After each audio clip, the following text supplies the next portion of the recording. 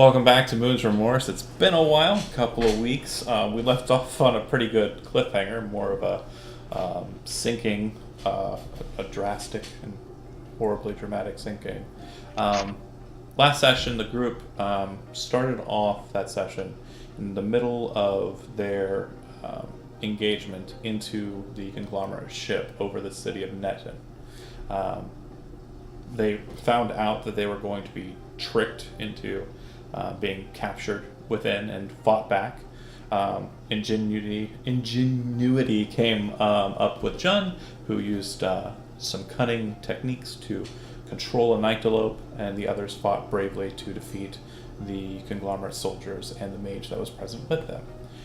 After defeating them, though, they learned that up above, Lazarus was having his own problems, as a new conglomerate ship arrived very hastily onto the scene, one might say instantaneously.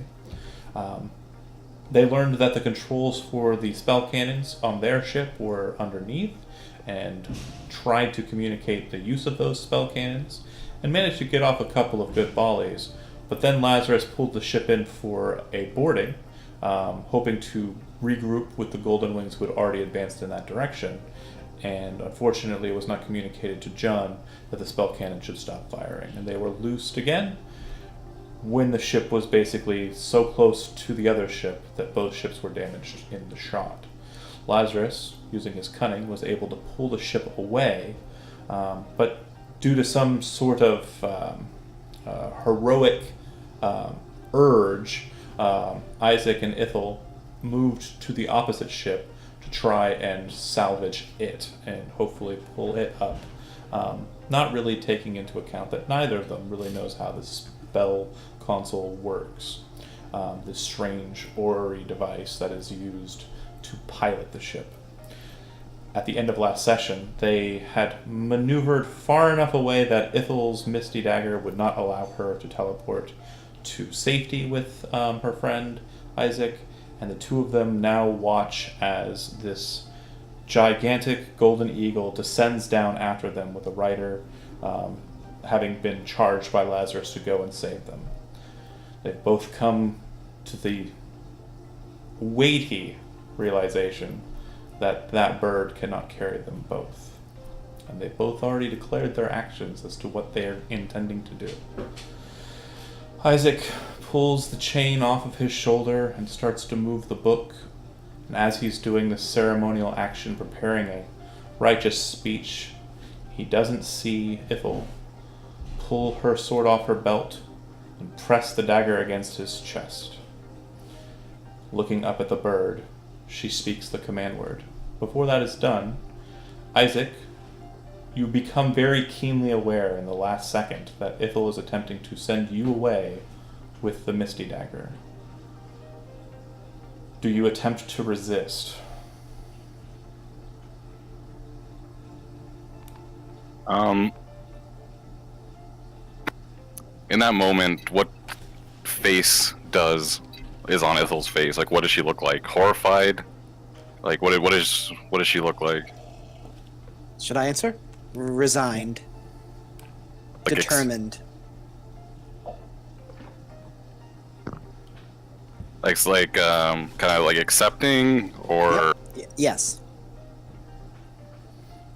The main question I'm asking here is, do you resist the teleportation that's being enacted upon you? No. I understand. In a flash and burst of mist that basically leaves you, Ithel, on the deck of that ship alone, you watch as he disappears and appears again, seated on the Golden Eagle. Very quickly, the rider understands what's happened and moves the eagle upwards. The ship continues to descend. Parts of the other ship are kind of still falling down from the damage on the side of it. And out of your eye, Ithel, as you continue to descend down, you notice a very familiar looking form falling off of the other ship and descending to the ground very, very quickly. You see a green-skinned lizard folk wrapped in burnt, charred robes, broken necklace and teeth falling aside as he descends, plummeting to the earth.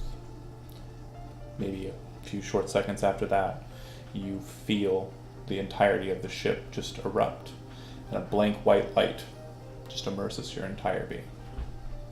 You all watch from your positions, or John, if you're still in the gun deck, but Lazarus specifically watches. You came back up on top, that's right. Yeah. You watch as the ship, some 100 or so feet beneath you, detonates, forming a large, massive explosion of spell fire that seems to kind of cascade mostly down, but still mushrooms upwards. The ship kind of rocks as well at the force of the explosion. But you watch as the whole thing just explodes. The Golden Eagle, bearing Isaac, it manages to get to the edge of the explosion, but it still is hit by that explosion, causing the Golden Eagle to kind of tumble and start to descend downwards as the explosion finalizes and nothing really remains besides the charred pieces of debris of that ship like falling aside and exploding outwards and upwards. The rider struggles to try and get a handle on the bird. Is there anything that you want to do in these moments right now, Isaac, before we move on to the next step of this matter? I can take an action. Yeah. I'd like to use a second level spell slot and cast Cure Wounds on the bird itself. Oh, okay. Yeah. You just said it got blasted, right? Yeah. So it's fucked up? Yeah, let's see if I can't Okay. ease its pain. That's really good. Go ahead and roll. Tell me how many hit points it gets back. Let's see. Cure Wounds as a second level spell would be an extra D8, is it? Mm-hmm.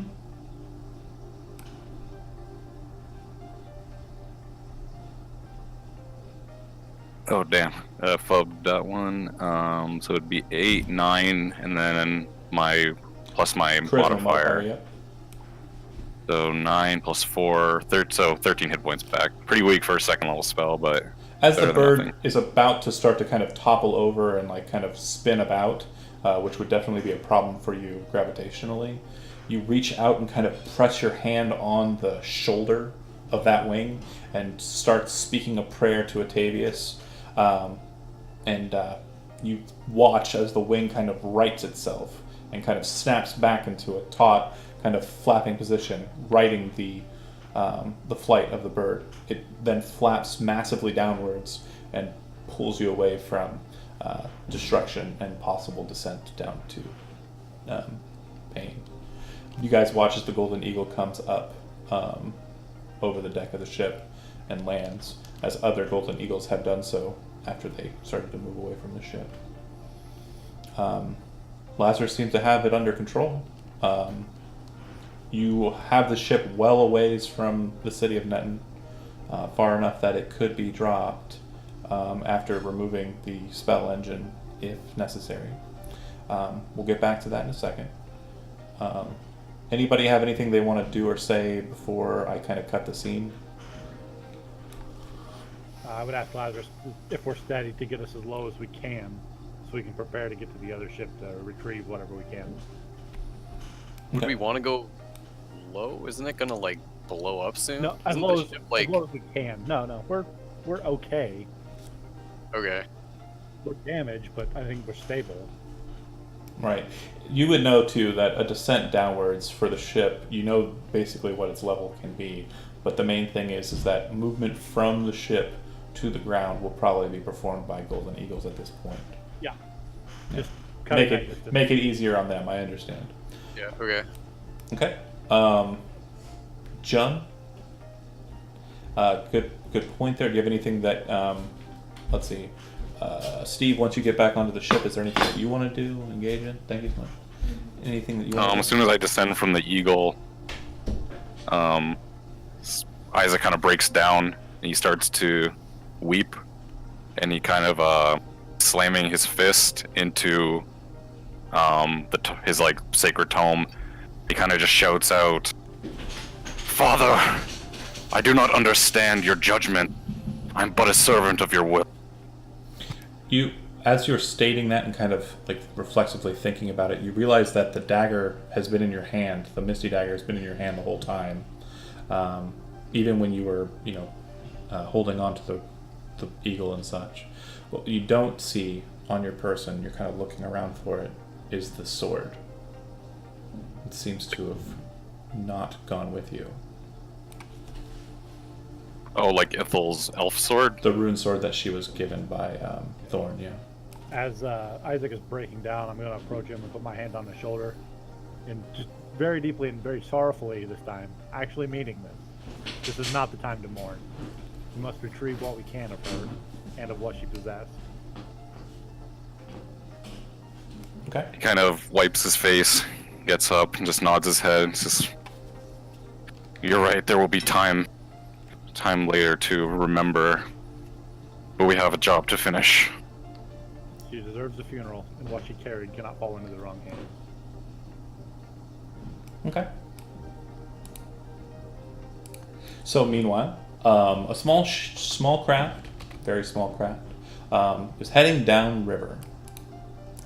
The city of Metten, it resides on two rivers. One actually goes underground, and the other stays above ground and wraps around the southern edge of the star-shaped fortress of the city.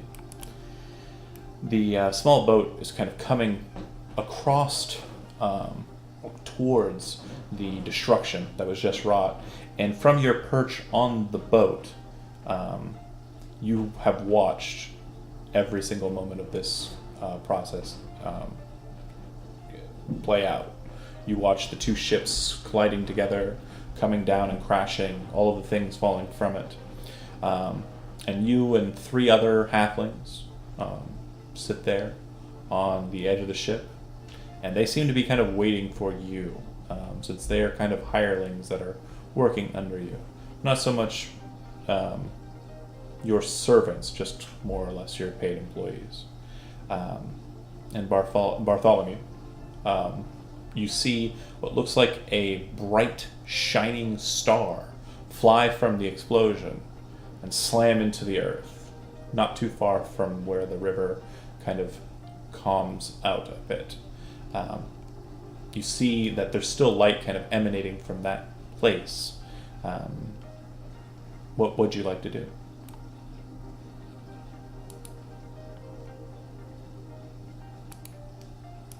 That's you, Zach. Can you hear me? Yeah. It's me? You're Bartholomew, right? Oh, yeah, I'm sorry. Yeah, you're on a boat with three other halflings. You were heading this way for whatever your purposes might be, and you saw what looked like a shining star fly from the explosion and land not too far from where you are currently kind of floating in the river. I'm gonna look to my crewmates here. We gotta go check that out. Okay. They start to, basically take into command and start to move the ship off of the water onto shore and start to kind of moor it up. You know that the three don't typically do much besides their job at piloting the boat. That's their main purpose. So they kind of, moor up and say, "We'll wait for you, boss. Go do what you gotta do." They're no good, anyways. So it landed on the land, correct? Not the Yeah, water? probably. I'd say maybe like 30 or 40 feet away from the water. I'm gonna kind of scan the skies, make sure there's not more debris. There is Putting me in any kind of danger immediately. Most of the heavy stuff is kind of landing closer to the ground zero. Cool. Yeah, Bartholomew's gonna head towards that falling star. Okay. Meanwhile, in a city far away, the city of Rostagar, young Fomzi is finally decided that he's going to return to the Dragon Runestone with the information that he has. Are you taking Perdix with you, Fomzi, or are you going by yourself? Absolutely.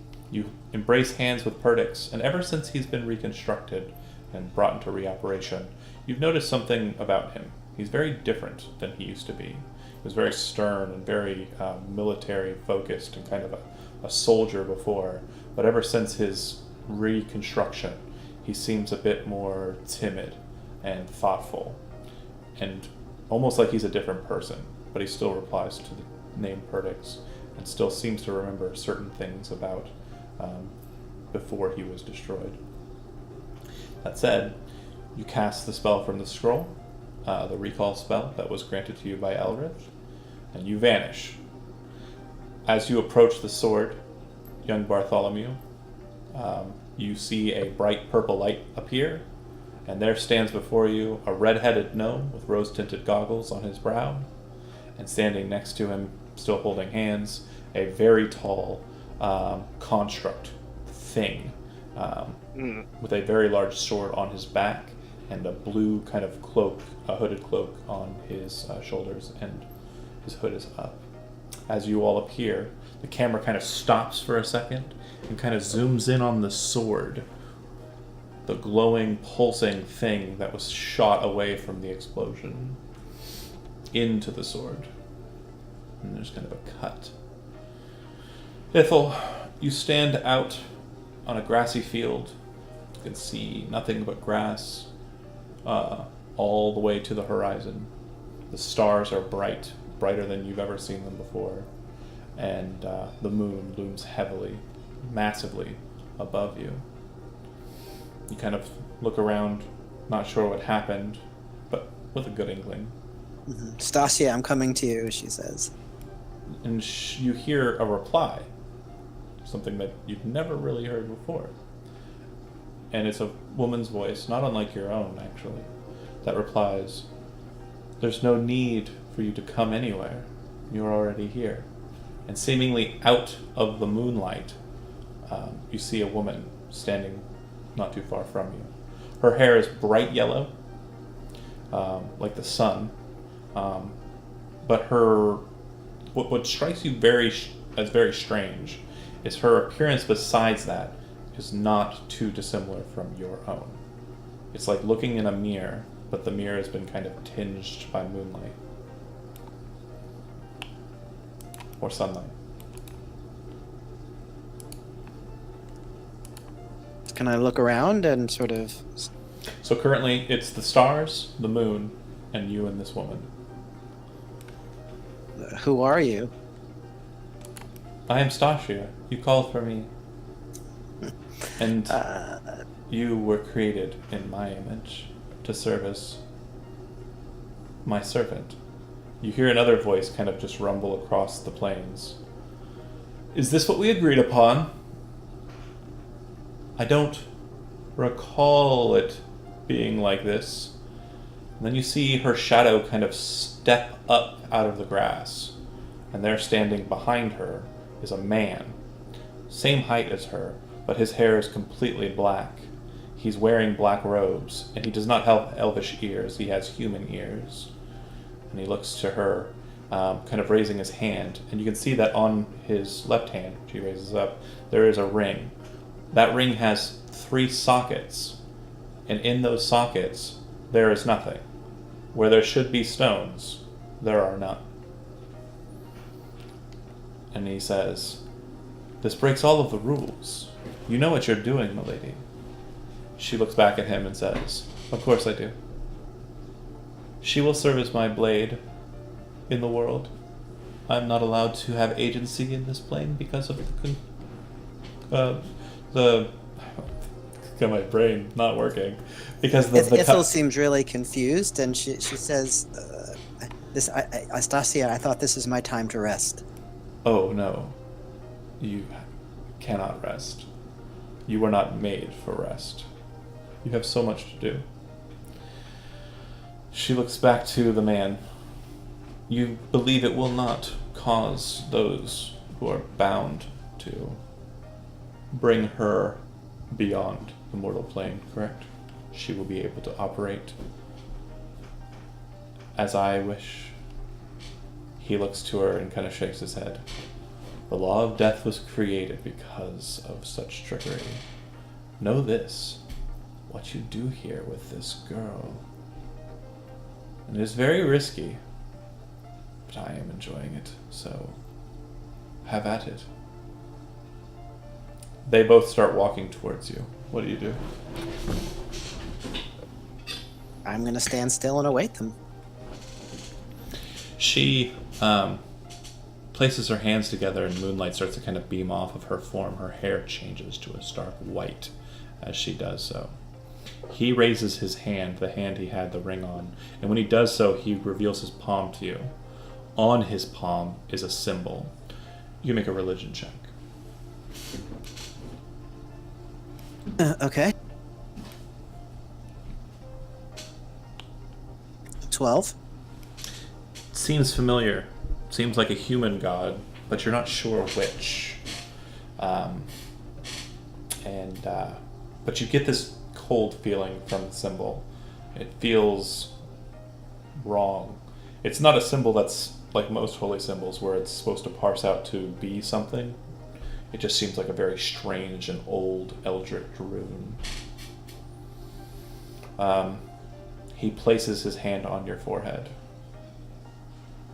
And she places her hands on your hands and pulls them towards her. And she says, Ithel, you will allow me agency in this world. I can speak to you from now until the day you are recalled. You have work to do. A being has broken the rules.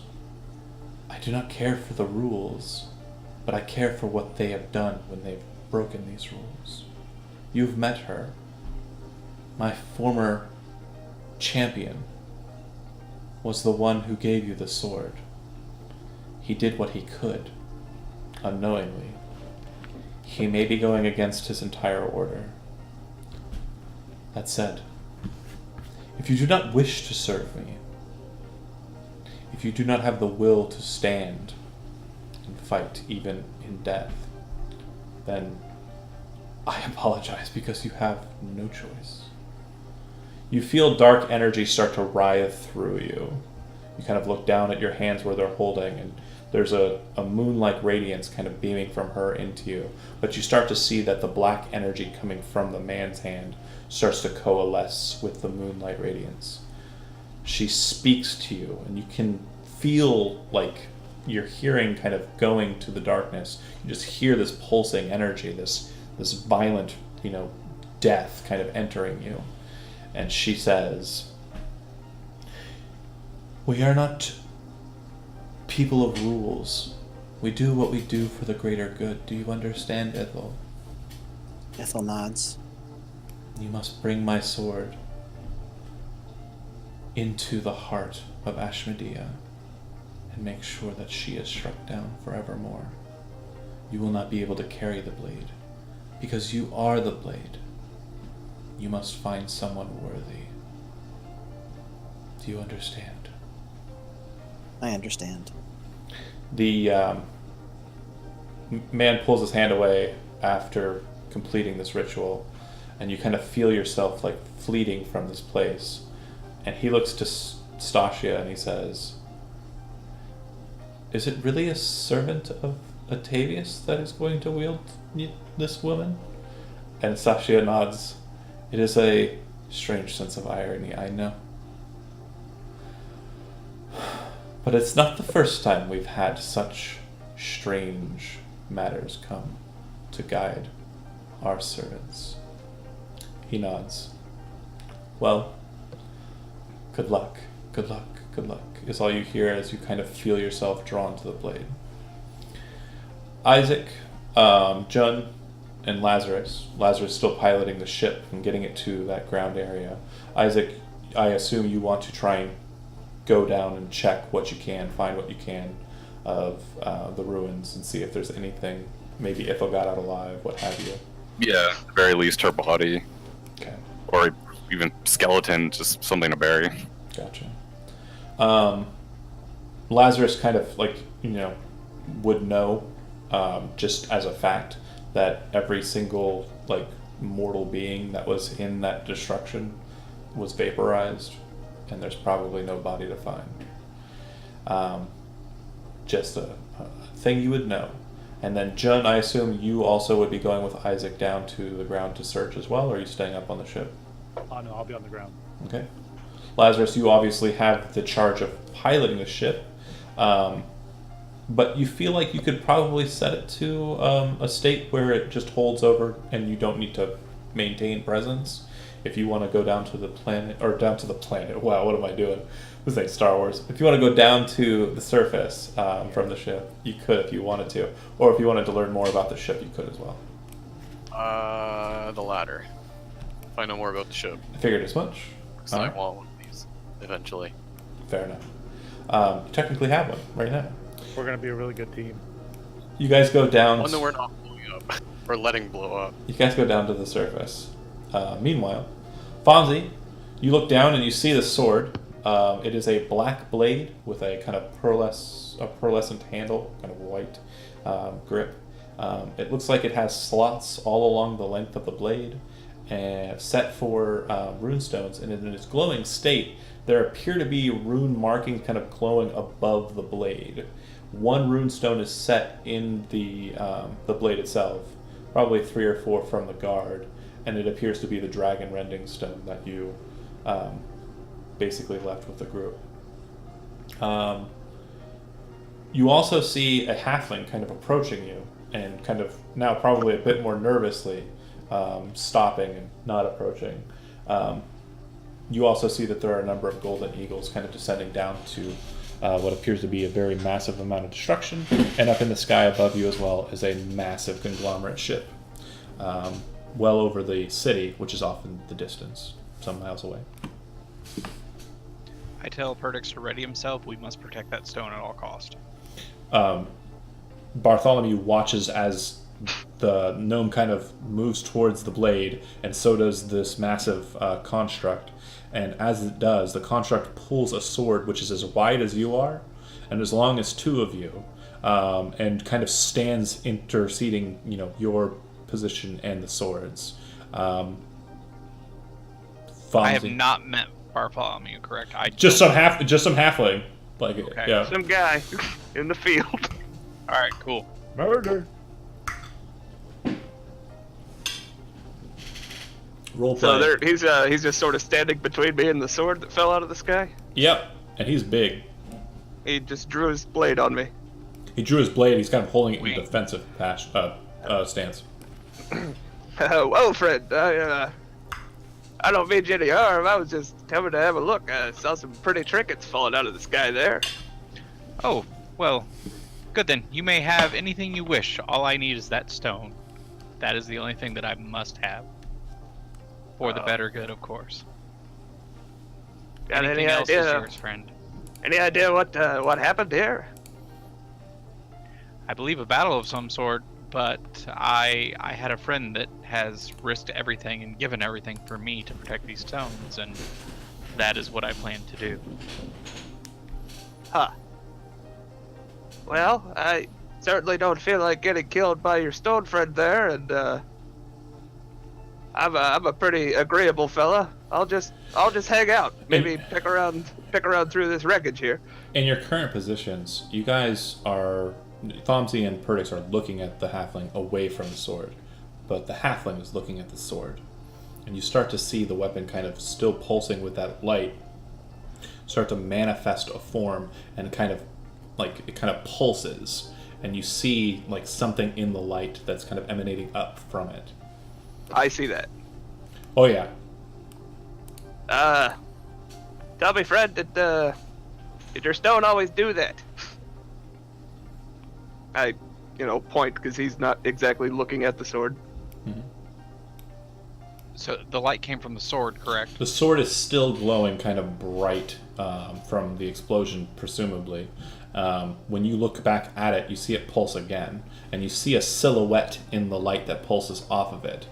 An almost familiar silhouette to you, Fonzie. Can I make out who it is? It Or what? appears to be Ithel's silhouette.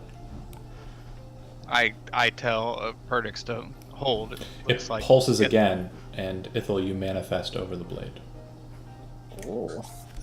Ethel sort of cries out in pain. Ah! Ethel, well met. Are you okay? She's transparent. She has a kind of a ghostly green to her, and she seems to be kind of tethered to the sword by some sort of spectral energy. That said, answer the question. She looks fine. Not exactly okay. Ithel doesn't respond. She's looking around confused. Another thing, too, is he sounds muffled right now. Strangely. Like he's speaking through something, like water or something. You're not sure what's causing that. Are they recognizable from the height we're at on the boat? Ship. Isaac and John need to make perception checks.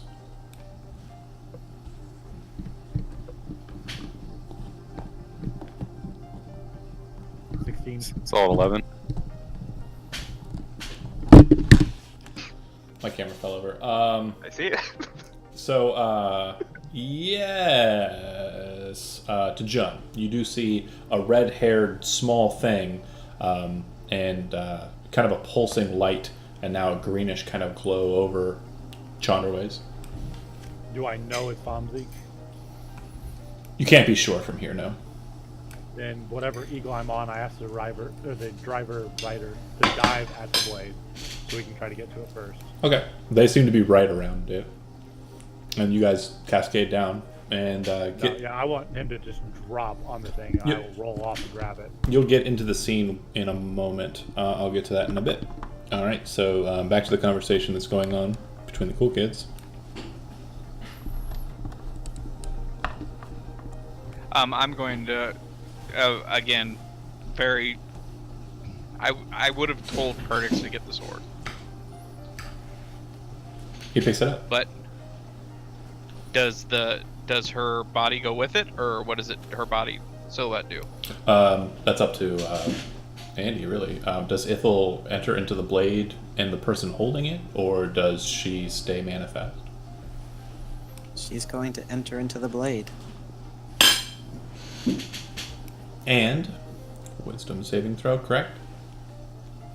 Is that right? For me, right? Is Oh, it? no, enter the blade. Oh no! Enter- Yeah, I know. This is your first introduction into it, and so you kind of have an idea of how this goes in character. So you do. No, I'm sorry. So the blade, the arming sword, yes. Yeah, and Okay. right now, Perdix is holding it, and you are kind of entering into him on accident. Oh. So see. I need to know what the wisdom saving throw is for 13. Okay, you guys watch as Perdix's eyes change color to the green that Ithel was. It seems that he's functioning normally, but Ithel, you're now piggybacking. Do I notice any of this, or Oh yeah, his eyes are glowing green. He picked up the sword, and the second he did, she disappeared, and his eyes started glowing. Perdix, report? What? Are you okay? Yeah, I'm fine. What do you mean? Your eyes seem to have changed color when you touched the sword. Yeah. What? Huh? Was What do you that mean? on purpose? I didn't. What are you talking about? It looks like as you close in, John, that Perdix and Fomthi are the two that are present. The redhead that I spoke of, and you notice that the sword has been picked up and the green light's gone away. Do you still want to try and jump in and steal the sword, or you want to just land nearby?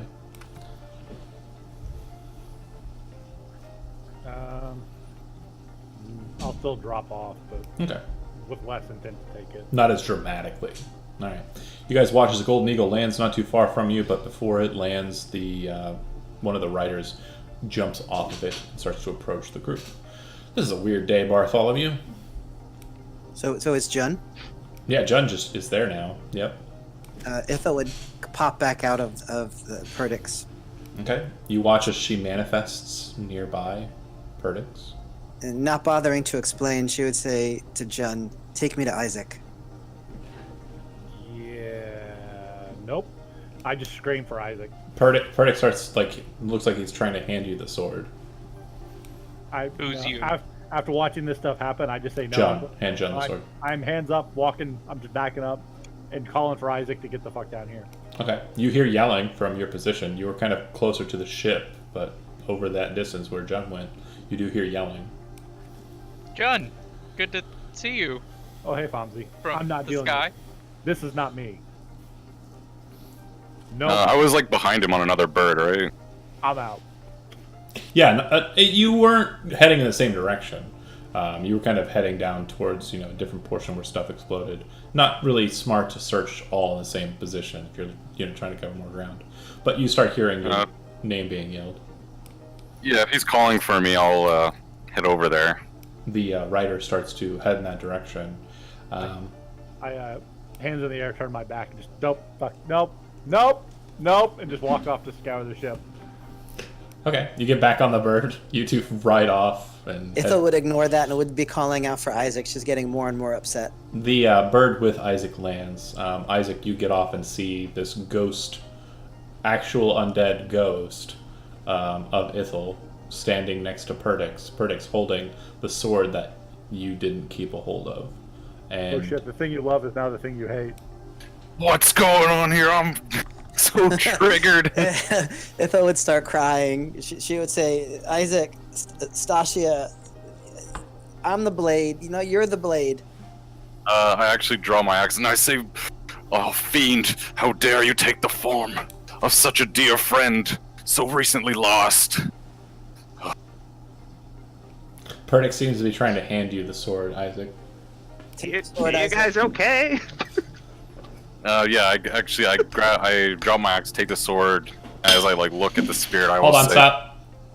Ithel, do you want to take him over the second he takes the sword up? So I want to understand what happens when I take someone over. I mean, No. Do you want to be inside him?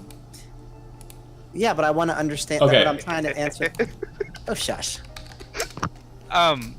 I would be. You're fine not in as this long as conversation. as long as Perdix is giving it to someone I know. If he tries to give it to someone I don't know, I'm gonna tell him to stop. Yeah, but you're a pretty arcane savvy guy. You realize that he's not trying to hand it to someone of his own volition. Okay. You're pretty sure that he's being compelled to do so. So, Andy, rules-wise, as a heads up, you can possess a creature, and it's a charisma saving throw, not a wisdom saving throw, sorry, as a bonus action. And basically what I'm saying is for this exchange, whenever somebody takes the sword, you can do so at will. When you possess a creature, your body occupies the same space as the host. Your temporal, your ghostly body, Right. basically fits into their position and is invisible anymore. You can't be targeted or affected by anything. You're basically just riding along with them. Can I talk to him? You can hear what they hear, and you can communicate with the host telepathically. You can only use features of your class that specifically state while possessing a host. So things like, I just want to be able to talk with him. sure, I'm just letting you know, that's how it works. You're not really taking them over, really. It acts normally, but then, as your action, you can force the possessed creature to make an immediate attack against the target of your choice. Or a dash, or right. Basically, the Lingering Soul is effectively the new Warlord from 4th edition. Right. So, the idea is that I wouldn't want to force him, to do anything he wouldn't want to do, or that's weird. But I do want to be able to communicate with him, and this sounds like the best way to do it. So, yes. So Isaac's drawn his weapon when Perdix offered the sword to him. He drew his weapon like he was brandishing it towards the ethereal girl. And then Perdix handed the sword to Isaac, and Isaac is walking towards the ethereal girl with his axe brandished. But then she disappears, and Isaac needs to make a charisma saving throw. He could allow it to happen on his own. Right? Whoa. Allow myself to be possessed? Yeah, By a goat? By the undead? that's right. That's how it My works. lord would not forgiveth me. Real quick rules question, John. Yeah. If we were all ghosts, and Isaac carried something for each of us, would he get 7 attacks per turn then? Every single action would just be him. Yeah, that would be the case. Murdering something. It would honestly, Lingering Soul is the greatest answer to Galen Stahl's a quandary of how to make Hadrian hit more. If everybody's just a Lingering Soul, then he can attack eternally. So before Ithel flickers out, she says to Isaac, "Trust me, Isaac." So does he resist? Do you resist the possession? That goes to trust Is me. there any sort of sensation that as it's happening? Like, does it? The second you touch the sword, it feels like something is entering into you. It does not feel malign. Like, doesn't feel like malicious? Does it feel like maybe? It actually feels radiant coming into you. You kind of like it. All's in my head, Charles. All right, let's let it happen. All right, that's the way. Just relax. This is heresy right now, though. Just so you know, this is straight heresy. We're beyond all understanding, Isaac. And so, like, maybe from everyone else's perspective, Isaac kind of looks away for a second as this conversation is happening, where Ithel would explain exactly what she experienced on the other plane and what Stasia told her, and how the two of them are now bound together in a common goal. Do you mention the man? Yeah, I'm going to be honest with him and mention the man. And the holy symbol on his hand? Yep. Isaac, make a religion check with advantage, please. Is he blushing like a schoolgirl in an anime? 17. Ala Nusuro. That What? motherfucker! I hate that guy. He's the Can you type sworn that? enemy of mine lord and mine people. Yeah, I can type it. Hold on a second.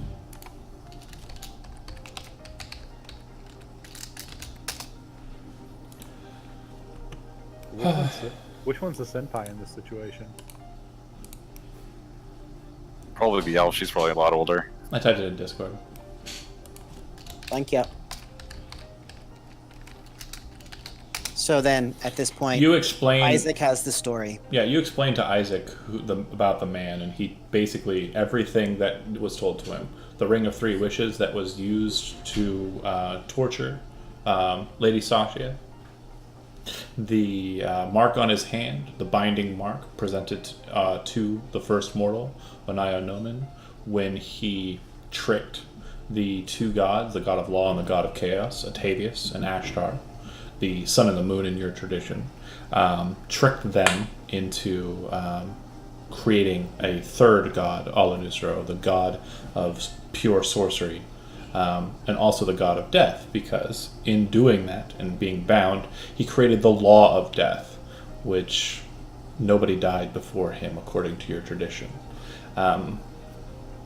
Yeah, so based on what Ithel is telling you, the goddess of the moon from the Elvish pantheon and the god of sorcery and death from your pantheon brought her back into this world. No, that explains a lot. For the purpose that she explains about Ashmedea. You know, if the demon queen is returning, it's heresy to follow his will. Ithel, you hear a voice that's in your head, and it's Stasia's voice. Not something that regular people have going on, but you're not regular. And you hear her say, "Tell him that it was my doing. Alanusra owed me a favor. He is my implement. He has no agency in this transaction." So she would do that. And as a follower of Stasia, she would really believe it.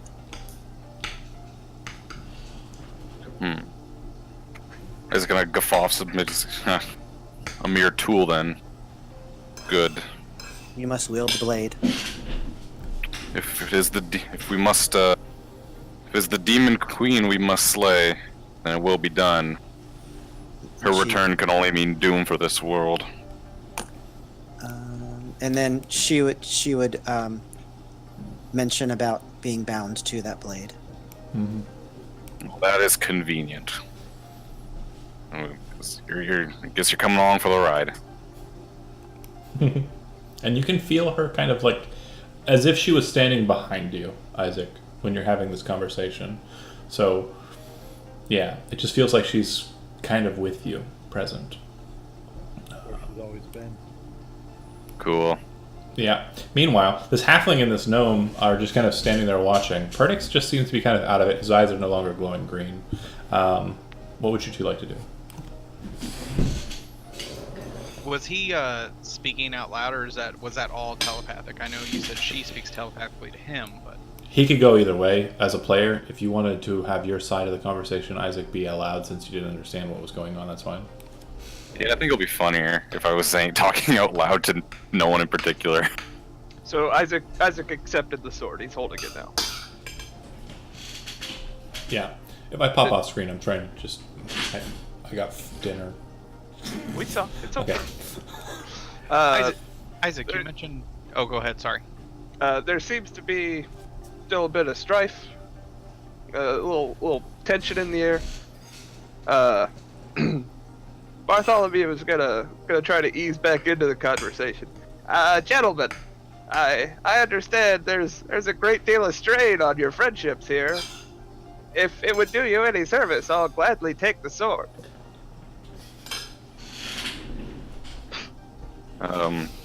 No, that won't be necessary. I don't believe we've met. Which, sir, my lord, Oh, none of that. Explain it. Bartholomew Dig. Pleasure to meet you. And explain what you look like. Oh, I'm a rather short halfling. I think 3'4" was the height I gave him. Dark hair, sort of greenish gray eyes. Carries a short sword on him. Wears seafarer's clothes. Looks like he's fresh off the ship. And there is a boat over in the river, which isn't too far away. Other halflings are nervously kind of glancing over what's going on. Oh, well met, Miss Captain Crew. Bartholomew, and well met, my Lord Fomsey. I did not expect to see you here as well. And Perdix, good to see you back on your feet. I wish we didn't have to be. There's been trouble. Apparently, it sounded like you were speaking a bit with the lady Ithel, about the demon queen. It seems as though it's coming back. My research shows that if you look in that sword, one of those stones, if you bring them together, it will reborn the dragon. We have to stop it. So isn't it true that one of the stones is the dragon ren stone that Fomsey had previously? It's the only stone that remains on the sword. Okay. So we don't want all the stones in the sword, or we do? We have to protect them. Ashmedea is sending her minions out to get them and to bring them all together to resurrect her. We have to stop that. You recall 3 of them being taken by who you assume was Ashmedea. So she wants to put all the stones back in the sword because that'll bring her back to life? I think it's actually the opposite. I think that we want to grab the stones and put them in the sword as a way to kill her. She wants to bring them back separately. Okay. Am I wrong about that, or? Could be. That's what I've gotten my side. But my studies have shown that if we have to at least keep them safe, and the safest place will be with us, whether it be together or separate. Agreed. But it's good to see you again, even though with trying times. But I feel that our next mission is very, very clear. We must find the rest of these stones before her minions do. I agree. However, we are currently charged with a task from the King of Stormloft himself, and by all the laws of this land, we must see it through. We've commandeered a conglomerate ship, and we must return it to Rostigar at once. Or, is that where it came from? No. Drans. We must return to Drans at once. I personally was just in Rostigar. If we must, we must. But our path is much more dire than a ship. Meanwhile, John, you make it over to the wreckage. You're pretty certain you and the other Golden Wings are kind of searching about for naught. It looks like the wreckage here, it's bare bones. It's just skeletal. Most of the pieces of the ship have pretty much been destroyed. Cutting from you and up to the top of the ship. Real quick. Yeah, go ahead. If we're flying through, if I see Cypress's body, whoever's even riding with me, he may notice, like, as I see it, my head drops a little bit in sorrow. Make a perception check.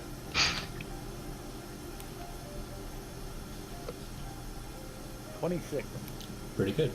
You do see what looks like a strange patch of ground that doesn't seem to be blackened by destruction.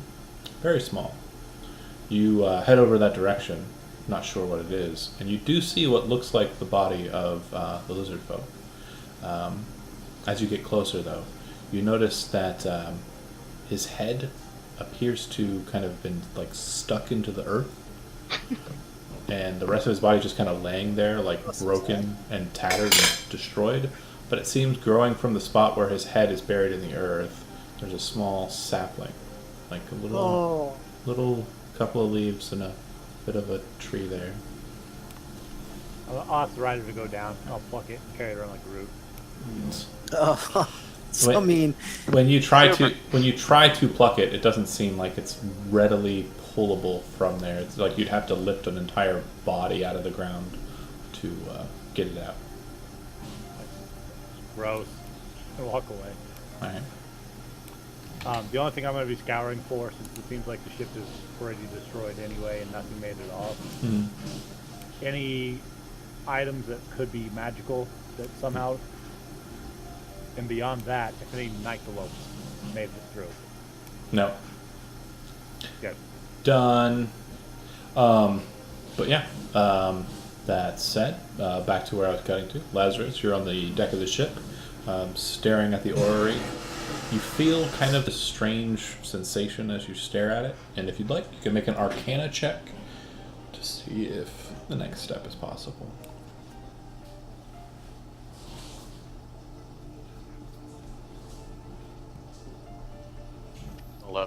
Does anybody have inspiration they want to spend on him?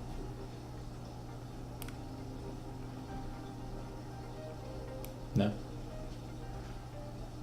What if I could? Okay. Yeah, nobody has it, do they? Quite a few got lost in the last bit. Or I just don't give it out. I don't think I ever had it, Rip. Well, no, yeah, you have. I totally gave it to you one time. I swear I did. We'll go ahead and say you had it and you used it just now. I'm pretty sure that the party received it at one point for something. Yeah. Well, let's go ahead and say you just used the one you had. So you still don't have any. Nothing changes. Except for that you succeed in this check. So you got an 18. I spent mine on a stupid roll. Yeah, probably. Sounds about right. So you start to kind of finagle with the orrery, and you feel a sensation. You feel like if you pull this and turn this and twist that, you might be able to pull yourself into the actual like core of the ship. You feel like from this position, you could probably enter the ship and know it better. But of course, I'm not going to force that upon you. If you don't want to, you don't have to. Enter the ship? You feel like they're in a very similar fashion to the spell Find Familiar. When you kind of warg effectively into your familiar, you feel like at this stage there's an ability for you to kind of quote unquote warg into the ship. Oh hell yeah! Hooray! Let's go. Okay. The second you kind of manifest into it, everyone else just, you're just standing there with your hands on the wheel like you were before. But when you kind of see, what you feel is the entire world around you just evaporates, gone, whoosh. Everything's this bluish energy, like magical energy, that you feel like lacing through everything. All of the things around you is this kind of black wind that kind of just dances about on everything. You very quickly identify this as a dark wind state. So magical energy from the arcane or arcane source is known as the black wind, and then magical energy from the divine source is white wind. Anyways, you recognize kind of the state that you're in, this quasi-plane. And then you also see that the wheel that you were kind of touching isn't there, and the ship appears to be completely invisible, with the outer edges of it kind of appearing. It seems to be translucent. Is a better way of putting it. But standing where the wheel was is a woman completely made out of air. Her legs are bound to the translucent portion of the ship, and she kind of appears before you more densely as her form starts to whip and whirl. You recognize her as an air weird or an air elemental. And she looks to you, and as she kind of forms, you also see lights appear off on the horizons. You see a fading light to the north, where you came from. You see 2 fading lights to the south, and then to the northeast you see 3 bright lights. And she says to you, in Elvish, "Finally, a true Fae piloting the ship. It has been so long." I'll kind of like bow my head and tip my hat and be like, "What's your name? What do you do here? Are you the ship?" I am Elomonad Naskal. I'll type it out here in a second. I am the one that has been contracted so long ago by the Lefay.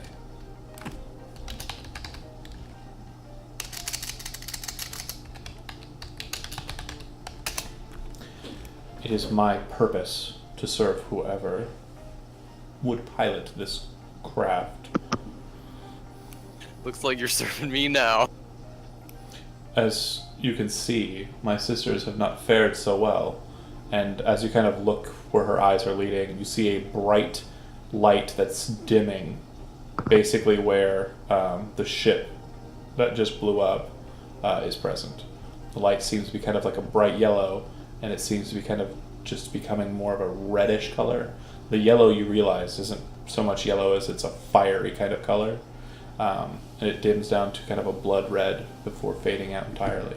So too do the lights in the north and the lights to the south. The only lights that are now present on the horizon are the 3 to the northeast. So they're losing ships. Basically what you're seeing, and you very quickly put it together, like you just did, the ship to the north was the one that blew up over Drayans. The 2 to the south are the ones that blew up over Rastegar, you assume. And the one that just whiffed out beneath you is the one that you just blew up. Okay. I'm gonna ask her if she's tied to the spell engine. Like if the spell engine were to be removed or destroyed. She says, "I am the spell engine." Oh shit. Interesting. Why do you ask? What do you require of the spell engine? My colleagues and I were planning to use the spell engine to power a portal. So we were planning to remove it from this vessel. Interesting technique. Yeah, now I'm kind of like literally scratching my chin, trying to figure out if this is gonna like kill the elemental or not. It is, right? She looks to you and kind of voicing your worries. She says, "Yes, it would do just that." Damn, air elemental waifu. But it is my purpose to serve, so I would do so willingly. However, may I offer a suggestion that may work for you in a better context? Sure, I'm open to suggestions. The ship can go wherever you want it to, so long as you can pilot it. Why, oh why would you need to use the teleportation? Portal. If it's your will to go somewhere. You remember, though, that the reason why the portal was wanted to be opened is so large amounts of forces could move quickly. Can we get a large amount of force onto this ship? I'd say the ship probably has a complement of maybe 50 at most. We don't know where the portal went also, because that's out there. Huh. Yeah, but the ship wouldn't know either. I don't know. It's not like that problem gets solved if we save the ship. Do you ask the I ship? kind of want to save the ship. Do you ask the ship? Yeah, but how would she know? I'll ask it, but like I have no indication that the ship would know. Before arriving in this portion of the world of Urs, we were left for some time to sit above in the clouds the city of Old Hysric in the province of Jernaris. That is where we came from. So that's home tree. That's base. Okay. Where at in that city, I do not know where this portal you wish to engage is, but I know how to get there. And we could get there within a few days, perhaps maybe a few 6 days. So 6 days versus instant portal, 50 people versus however many people. Infinite. I'm gonna ask her if she has any sway over her remaining sisters at all, or if she's solely a servant. I do not. I don't think she can fix it. She can't fix herself. She's only the engine. Like, we would have to fix it.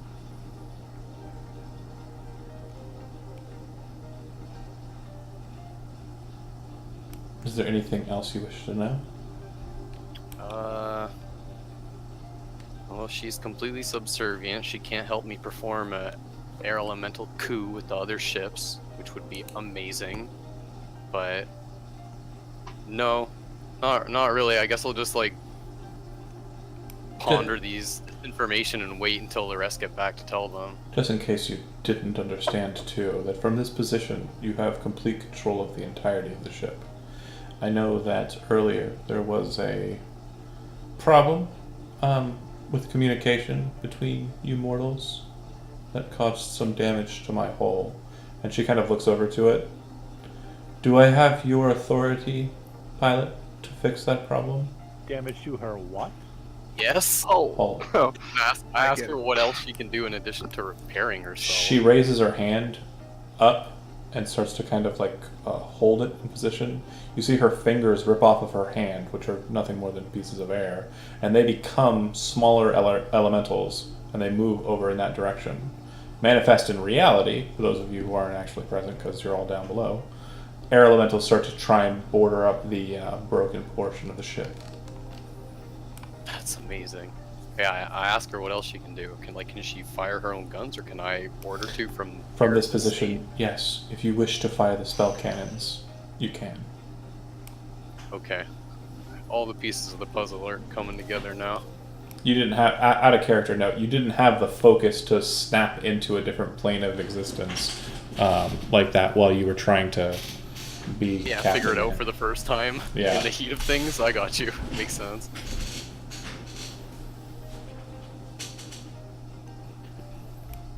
But yeah, that's what you know. Okay, back down at the sword time. Isaac, you guys, what are you doing? I have a couple questions. What's on your mind? Who the hell are you guys? What the hell is that guy? What the hell is that thing? Why is this one exploded? All you need to know is we are on a quest for the king of Stormloft. It was our charge to get one of these ships. That one was a casualty. I'm Sir Isaac. That's all I need to know. Alright, well that's great, Sir Isaac. Yeah, I explained to him that I'm part of the staff, and as Paradox is part of the shield, or he was sword. Sword. He's sword. We're here to basically right some wrongs that have been done. Perdix So kind of that's your boat? looks to the halfling. You are simply here for salvage? I'll take what I can get, friend. Then there won't be too much for you, I presume, but if that is the case, how are you at adventuring, delving into dungeons and the like? Why, I'm not one to toot my horn, but I'm the finest captain this river's ever seen. He looks to Famze and says, "Do we need a riverboat, Captain?" You've got a ship. We do. We have a ship, so I am one to always welcome help, though, as well. For this mission, it seems to be something that we'll need more than what we have. Perdix shrugs and kind of like walks off over towards Isaac.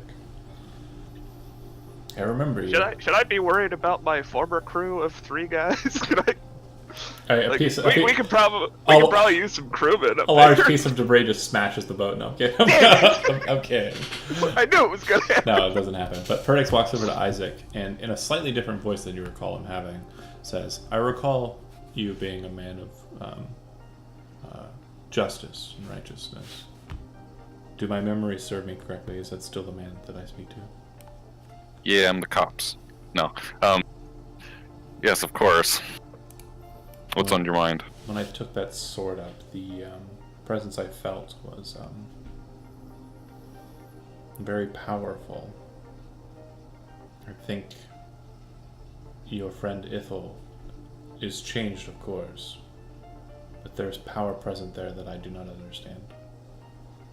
And I'm normally very familiar with how power works when streaming through me.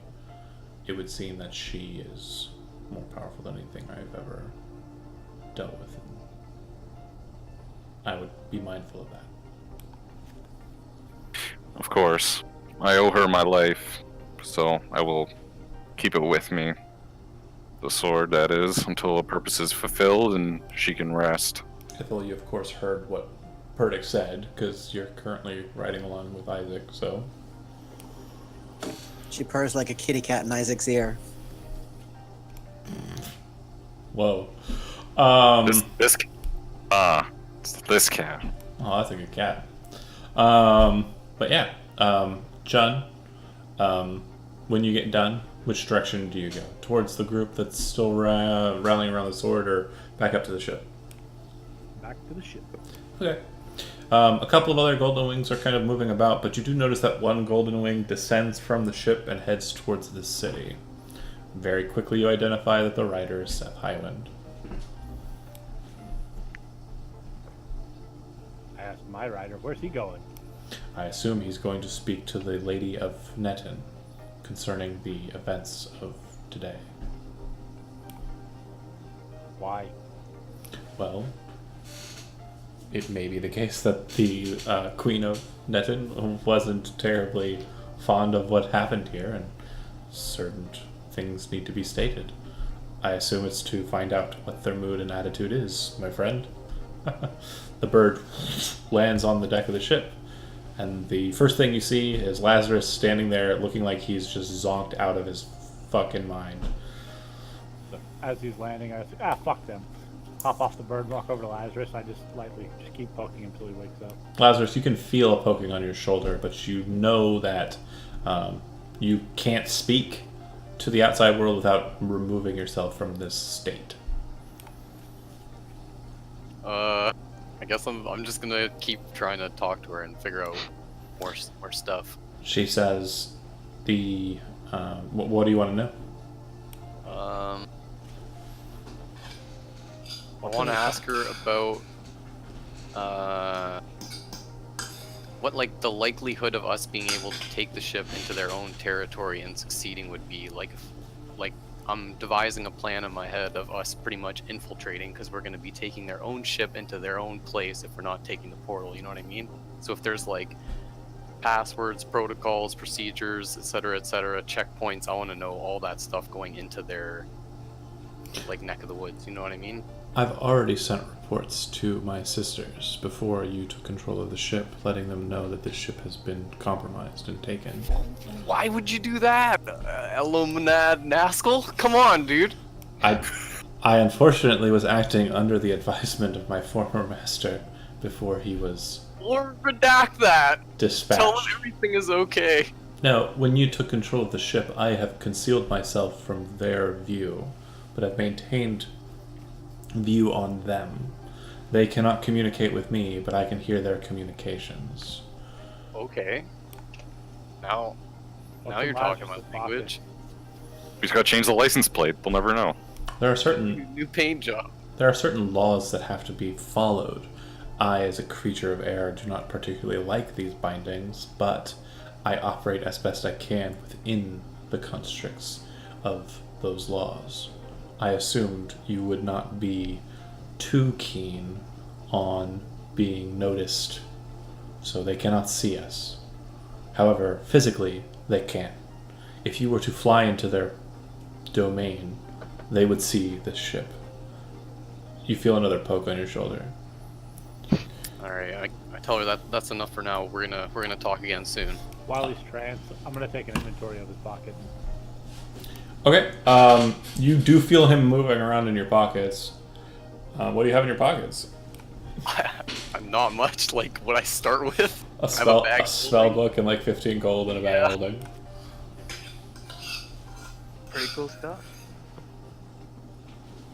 I think there's like a spear in that bag because of fucking Cypress at one point. I don't remember. We were putting some stuff in it. Oh, no, I pulled it back out. I was testing the depth. That's what it was. Yeah. You snap out. I'm gonna say the ship is alive. Fuck that. It's a real ship. And then I say, check out the deck. She's fixing herself. I go over to the side and look over. You do see that there are parts of the ship from the interior being pulled to the exterior of the ship and placed to replace those parts. You also see other parts where, like the metal and such was banged and like misaligned, being forced back into shape. You don't see any agents doing it. I look Lazarus dead in the eye. Shit, dude. We're not breaking this thing.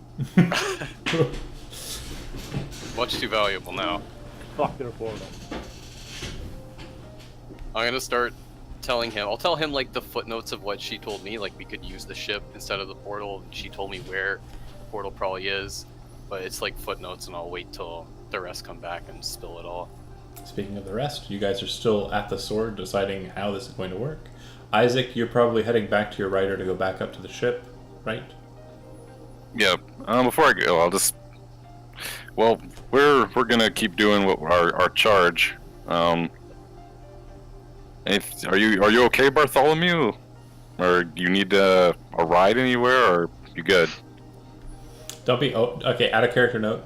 I understand in Dungeons & Dragons there is a physical person there, and you're like, gosh, I really got to get him in my group because there's a physical person there. But don't act outside of your normal character's mentality. It is not upon you to get into the game. It is upon that man there in the bottom corner. Hey man, I'm a nice guy. I'm just making sure he's okay. Fair enough. I got this crew to worry about. They're still there. You didn't kill them with shrapnel. They're still there. Ring the red shirt. Ew. Alright. Well, have a good one then. Do you need some well-traveled halflings to man your vessel? Does anybody? I have no idea. You'd have to take it They're up not here. with the captain. He's a wily half-elf wizard. You'd have to take it up with him.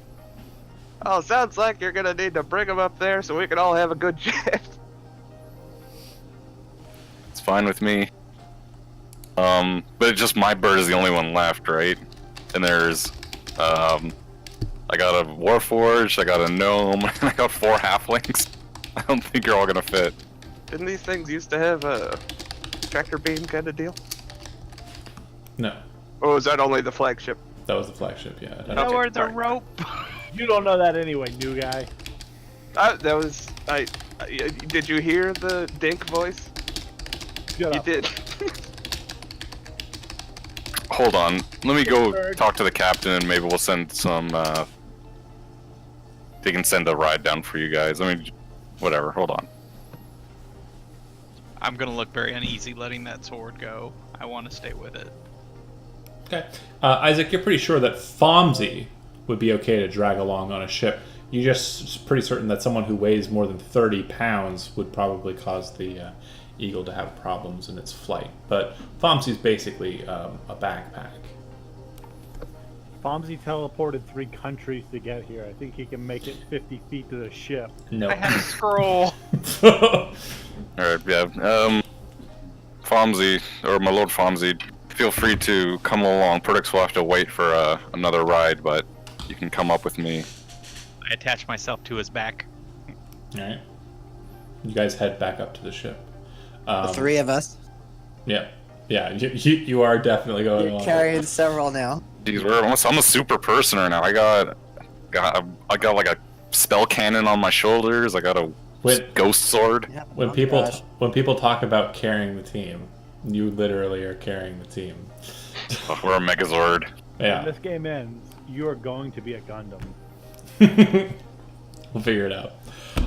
Okay, so you're left behind with Perdix, Bartholomew, and he looks to you and he says, "Hi, this is obviously strange times, and you were keen-eyed to go after that sword. I'm sure its value would make you a very wealthy and fat halfling, but they had their minds and hearts set on it, and some of them their souls." And he kind of says, "I'm going to walk in that direction towards the city, unless you have a quicker way to get there." I have my boat. If you don't mind, if it would be able to carry me to the walls of the city, that would be most helpful. Oh, tell you what, Fred, follow me. We'll hop in the ship. We'll sail downriver. Roboman and halflings start to sail downriver. The halflings that travel with you, by the way, it's Wedge, Biggs, and oh my god, why is my brain not working on the third one? Iliad? No. It's Wedge, it's Biggs, and it's Porkins? No, it's not the fat one. Dutch. Those are the three, and Porkins sounds more halfling. they're yeah. But anyways, they all are of the same family, the Serpent Toes family, and they help you on down the river. They're pretty quiet usually. They get paid. They do what they got to do, and you guys head that way. Fomsy, Isaac, you arrive on the deck of the ship. Lazarus and Jun seem to be talking. Ithel, as you kind of feel Isaac kind of step onto the deck of the ship, you feel forced out of the sword, and your form manifests immediately as you step out onto the ship. Mm-hmm.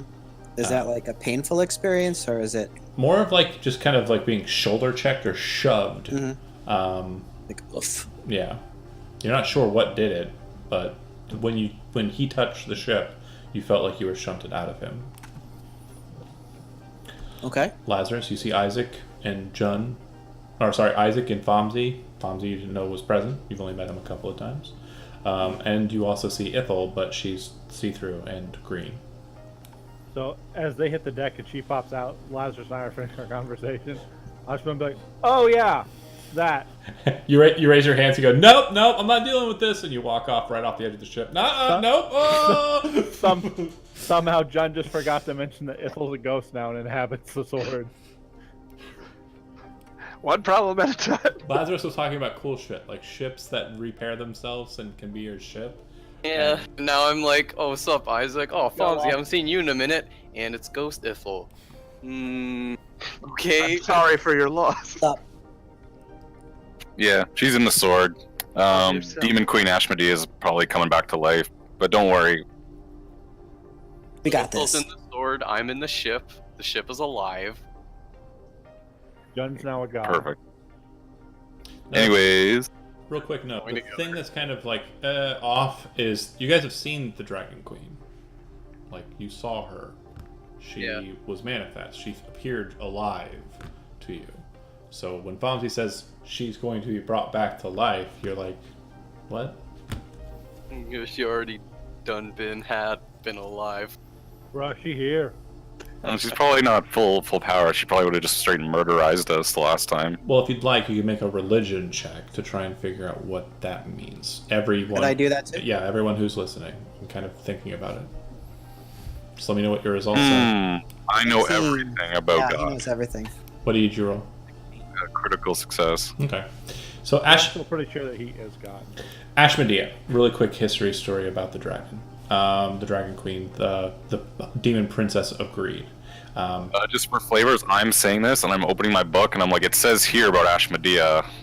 In the context of the Shedum, in the Codex Hierarchia, it specifically states that in the Second Age, known to the elves as the War of Sword and Serpent, Ashmedea attacked the cities of man, and the Aetan knight, known as Saint Averio, rose up against the dragon and lanced out her heart. Upon defeating the dragon retreated into the worlds of the 13 gates. Once there, she found the demon prince of greed, some unknown ruler. His name has been lost in the histories of time, and consumed him, and shoved him into the hole where her heart was. Now, the beating of her veins is that processed by the former demon prince of greed. She lives at his service, but she does not live. She is dead. Her power has grown, but she requires sustenance like any mortal would. And it was a while ago in the Third Age that she drank from the well of unborn souls to gain that sustenance. She was defeated by some heroes whose names you can't recall and aren't written in the books. They're just marked as the heroes. And once stopped, she returned to her realm in the 13 gates. Since then, that is where she has lingered, according to the book. According to what you know, she appears to have manifested physically on the material plane.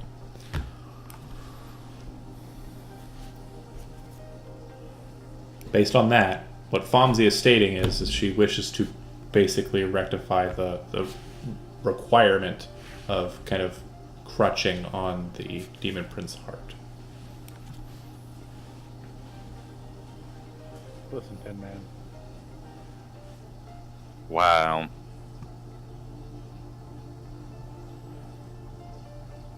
So, as yeah. you see, it's of great importance. That's that what Isaac said. like this. Is there any connection between this demon prince of greed and the one of sorcery and death?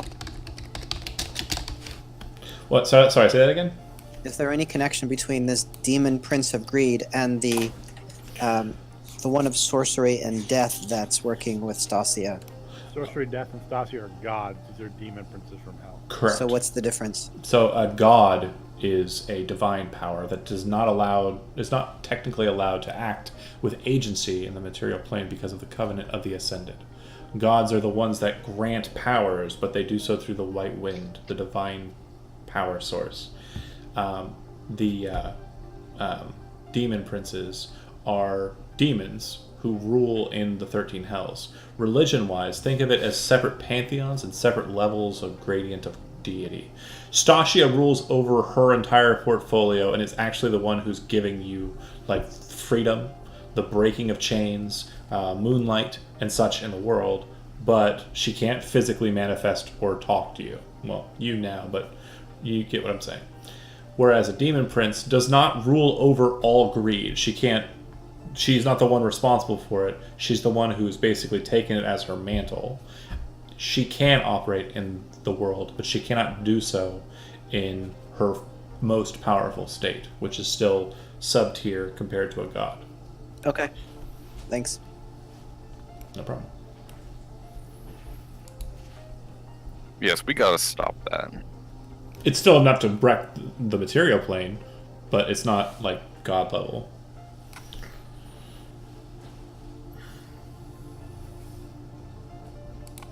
Cool. What do you guys do? Anywho, so Lazarus, we gotta get this boat back to Draen's, right? That's the plan?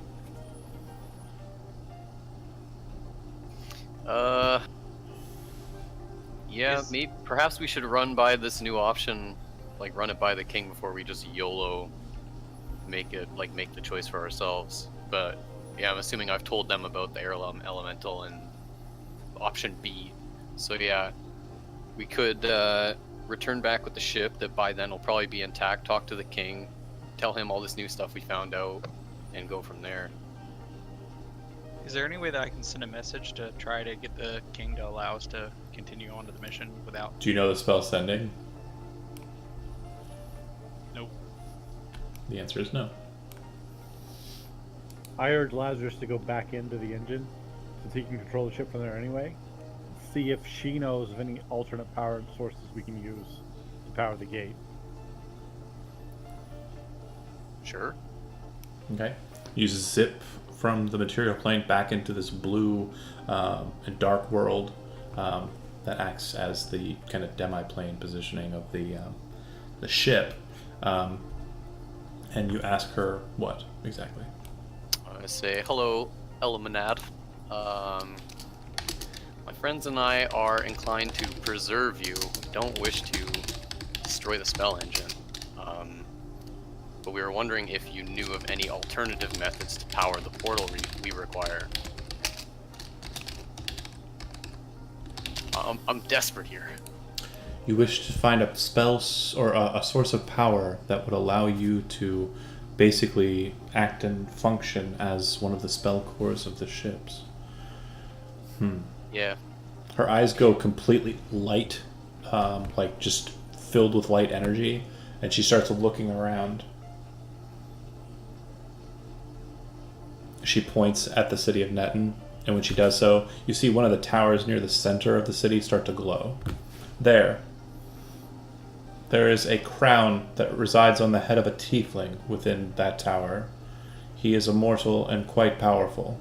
I do not believe you would be able to wrest the crown from his head, but it could be used to power the spell you describe. Okay. She kind of starts looking some more. She points at a mountain ridge, pretty much the one that you were on before. There.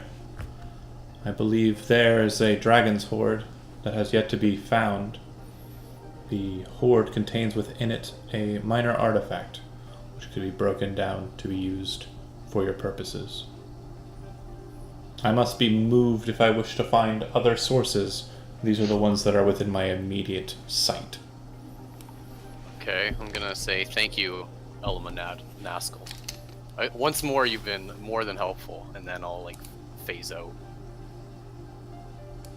Okay. You guys just watch him go, and then he goes, okay. Everything's great. Okay, so I'm gonna tell them there's a tiefling with a crown.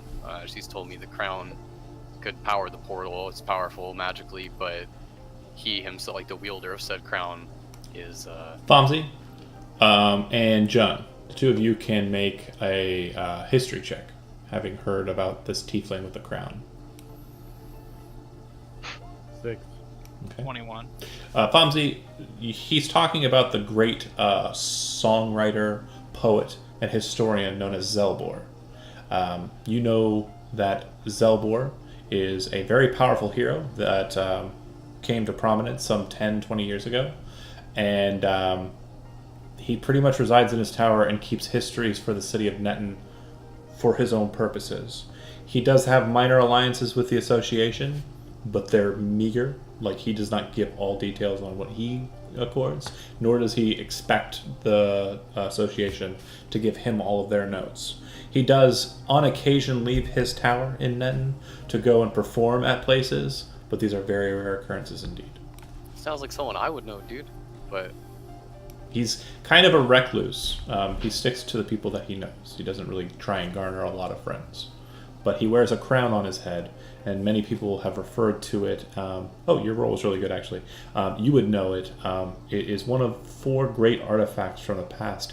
It is known as the Crown of Light. No, sorry, Crown of Life. Yeah, that thing is awesome. It's the Chalice of Light. Crown of Life. Yeah. and then I'll also tell them about the dragon horde, but I'm more leaning towards the crown because it's cooler and maybe safer than fighting a dragon. Elemental said the tiefling would kick our ass. Fomsy says to you. Tiefling? Dragon? Fomsy would say to you at that point, I would rather fight a dragon because... Yeah, from Yeah. what she just said, yeah. Also, what is Isaac carrying on his back besides the ghost is the dragon flying stone. Also, I don't steal. I'm not gonna go punk someone's crown. I'd rather take from a dragon Yeah, I don't horde. think he's going to give that crown up very Steal it. easily. He's pretty epic, trust me. I mean, I can pull him out of the old... I also suggest, or not suggest, but say we could scout another region for more things, items, artifacts, whatever. But these it's are the entirely two up to you, yeah. closest. These are the 2 closest that immediately stand out to you at this point. push the ship up toward the dragon lair. Take a second look from there, and if she doesn't see anything, go murder a dragon. Okay. Does the dragons that are in the area she was thinking, are they blue dragons? Just trying to think of where we are. Would we know? She states to you, I do not know. There are no dragons present. It appears to be a dragon's horde. Oh, that's even easier. Dragon hordes are all ill-gotten gains, so we can take from it with no guilt. Just Could like possibly be offended. Let's go. Lazarus literally trembling in his robe because you guys are like, oh, a dragon. Easy. Like, okay. Bro, we've been through this. I jump on exploding ships. What's a dragon? Come on. He hasn't. He's like, dude, what? Oh, also Lazarus. Here, this might be useful. And I give him the Misty Dagger because I don't need that pussy shit. Asshole. and Ithel chuckles a little beside Isaac. It's also Lazarus hasn't Hold got on. a magic item yet, so Real quick note. Ithel, you see the dagger for the first time being pulled out, and you feel a strange kind of desire to go and take it, grab it. Do you? Or do you let it go to the new wielder? Well, I can't hold any physical objects, so I No, mean, you can't, but do you want to go to it, or do you want to resist? I'll resist. I think Lazarus could use the You dagger. don't want to touch the dagger and see what happens? Oh, God damn it. Wow, he's like, Not yet. sure you don't want to die now? Crap. You Don't sure? be a You pussy. sure don't want to try and see what Sure you happens? don't want to try? Sure you don't want to try and see? I think something cool could happen. Sure, I'll try. You watch as the ghost touches the dagger as you're exchanging it, holding the bladed hand and handing the handle over to Lazarus. You're both touching it, and she touches it, coming out of your body to do so. The second she does, you watch as the dagger withers away and disappears, becoming nothing more than a blackened form. Ithel, you have consumed the enchantment of the Misty Dagger. Okay, got it. Now, Okay. whoever you are writing, you can use the enchantment of the dagger. That's cool. At whoever I am what? Whoever you are writing, Oh. you can use the Misty Dagger's enchantment. I am the Misty Dagger. Correct. there you go, Okay. Jen. She can just possess you and teleport you around. Sorry, Yeah, Joan. just possess Fuck you. Yeah, great. Oh. Now our tank has Misty Step. Super useful. She doesn't have to stay She inside doesn't have me. to stay inside him. Right inside you. Sorry, Lazarus. How about okay. a magic axe? I already knew that He's spell the chosen anyways. one. I don't need that. I already know it. I already know it. Yeah, remember when I got trapped in that room with you? It's okay, don't worry. Yeah, remember when I was willingly the got myself coolest. trapped in that room with you? I remember. A rogue really could have used it. So basically, I write that I'm allowed to use Misty Step. Is that it? Basically, just you have the Misty Dagger. It's a consumed enchantment. Yeah. So, Dragon Horde? Question mark. Or you want to scout some more, Lazarus? Well, no, I think we should go to the Dragon Horde, then we can do another sensor sweep or whatever, and then just go from there. Because I'm also trying to get back to the king. I'm not trying to keep this guy waiting because I'm his fucking advisor or whatever, right? I got responsibilities. So one of the Golden Wings kind of walks over to you and says, "The signal has been called from Seth for our Golden Wings to descend down to the city of Netton. I don't think that stands to you. I assume you're going to head back with the ship to the city of Drains. Is that right, Lord Lazarus?" Lord Lazarus. I say that's correct. Could I also ask them to inquire about the tiefling and explain our situation vaguely, just as a side thing? Sure. I will make sure that Seth Highwind understands the situation, and perhaps he can attain court with this tiefling you've mentioned. We'll descend down now. Before they leave, do we have a way on or off and back on this ship without them? No. Ooh, could I ask Elemental Lady? Do you go back into the ship and ask? Yeah. Oh. If you summon more air elementals to bring us down or something like that. There are devices on the bottom of the ship, which we call a waycraft. The bound elementals are allowed to leave the perimeter and are not contractually bound. They are more willing to see the disgusting earth than we are. Okay. So then I come back out of mangled stasis and say, "Don't worry about it. We got this. We got a landing crew manned by air elementals. We'll be okay." Okay. We good. So a quick cursory stock. You note that there are 5 spell cannons on the starboard and the port side, 5 each. Cannons on each side. There are no cannons on the back and no cannons on the front. There do appear to have been placements for the Nyctalopes on the back end, but that space is now just empty space. The layer that you went down to before seemed to be some sort of kind of dock staging area at the top of the ship that goes down into that floor that you were in before, that people dropped into. And that's where you find the away ships that actually go out of the bottom of the boat and descend down. And other than that, there's just the one layer you kind of bypass by going through the side passages instead of the back passage. And in the back passage, that layer is basically where the crew would sleep. There's about 20 different rooms, and each one of the rooms seems to have 2 beds. And then there's the captain's quarters, which is basically the back portion of the ship. Nice. I'll get you a drawing of it for next session, to be sure. But for now, that Hell yeah. very short description should be enough. What would you like to do at this point? Are you starting to head in that direction then, towards the? Yeah, we've already said bye to the Eagle guys. Okay. So yeah, I guess we're heading to the thing How fast do you want to go? as fast as possible. Let's test this thing out. Okay. I gotta follow with the ship. Before we full throttle ahead, I just want to make sure Fomsy's okay with leaving Perdix behind, because that's like his boy, or his buddy. He's down below. He never came up. Yeah. Yeah, I'm saying like, He's wait, with me. Fomsy came up. So No, Perdix. I'm saying Perdix never came up. That's what I'm saying. So Yeah, is that's what I'm saying. He's Bartholomew. okay with leaving him, right? Then Bartholomew didn't come up either, did he? No, both of them are still down below. Perdix and Perdix wanted to go into the city. Bartholomew were left with each other, and you don't know what's happened to them since.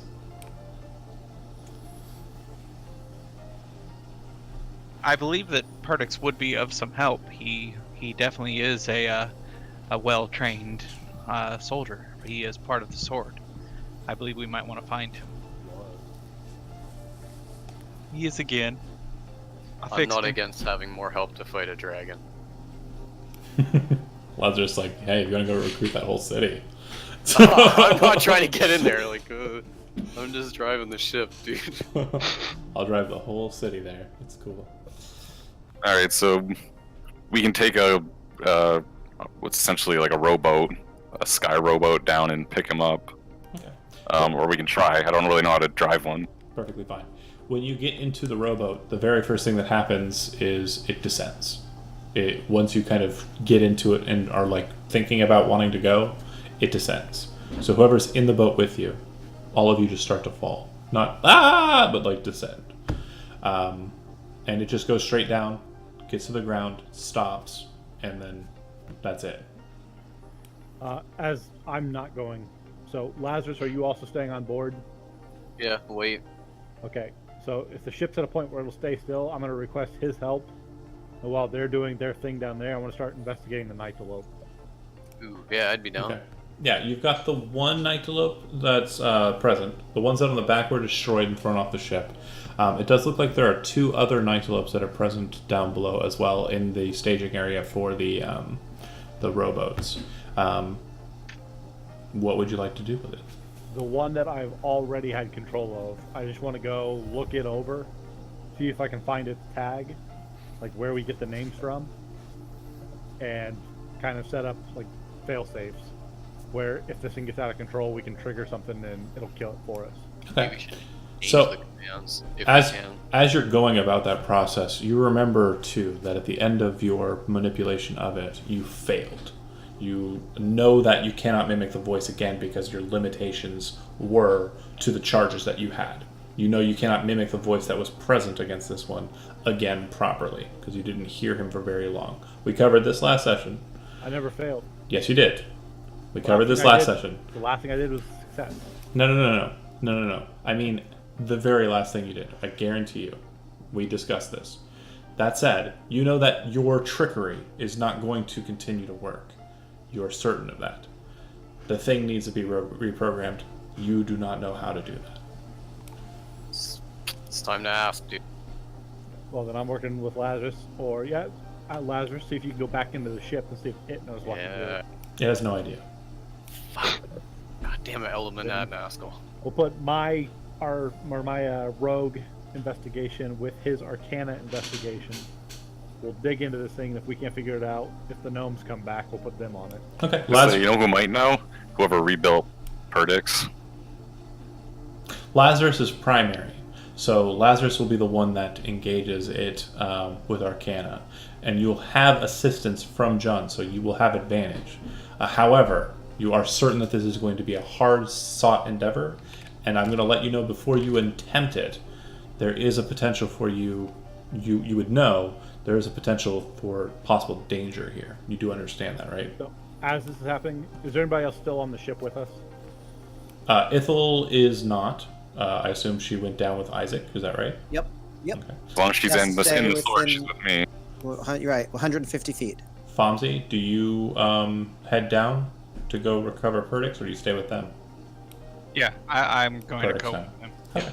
So the away team would be Isaac and Fomsy with Ithel in tow. So there is no one else on the ship besides you two. You and the owl, So- man. Before he starts his check, I will climb up to the top of this thing and steady myself and take every magic piercing weapon I have and put it above this thing's head.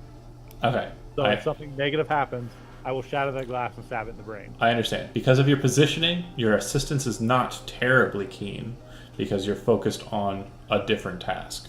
So Lazarus, Is it an option where I can go over it and point at what he needs to... not from Ideal. staying on top of it where you're going to stab it in the head. You're either readying yourself to stab it in the head, or you're using your action to assist him. I can't give him pointers and then climb up there? Basically, since we're not in combat, really, you're focused on either the combat aspect potentially coming up, or you're focused on the helping him deal with the problem. Which would you prefer, Lazarus?